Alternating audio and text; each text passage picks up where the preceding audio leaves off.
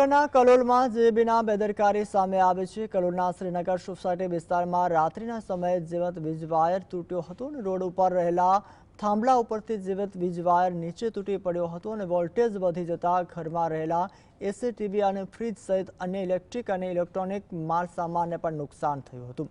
સ્થાનિકોનો આક્ષેપ છે કે જેબી તંત્ર વારંવાર ફરિયાદો છતાંય સમયસર પગલાં લેતું નથી, જ્યારે હાલ ઘટના સ્થળે તંત્ર પહોંચી તપાસ પણ શરૂ કરી છે।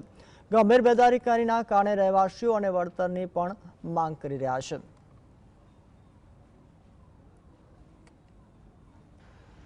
જીબીનો લાઈવ વાયર પડવાથી મારા ઘરમાં 4 થી 5 લાખનું નુકસાન થયેલું છે, જેમાં બધા જ ઇલેક્ટ્રિકલ ગેજેટ છે, 3 એસી, ફ્રીજ, ટીવી, આરઓ બધું જ ઉડી ગયેલું છે। અમારા વિસ્તારમાં કમસે કમ 3 થી 4 ઘરમાં લાખ રૂપિયાના ગેજેટ્સનું નુકસાન થયેલું છે।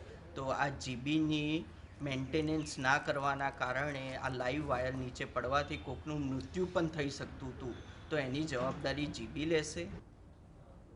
ઇલેક્ટ્રિકનો થાંભલો એમાંથી જે વાયર છૂટો પડ્યો એના કારણે અમારા ઘરે જે બધી વસ્તુઓ ઇલેક્ટ્રિક સાધનો બધા બળી ગયા અને જે ધડાકા સાથે ટીવીમાં બધે થયા ધુમાડા ભર્યા એમાં અમારા ઘરમાં અમે બહુ ચિંતિત થઈ ગયા હતા, ગભરાઈ બી બહુ ગયા હતા અને આવું બધું થાય એ જીબીની બેદરકારી કહેવાય।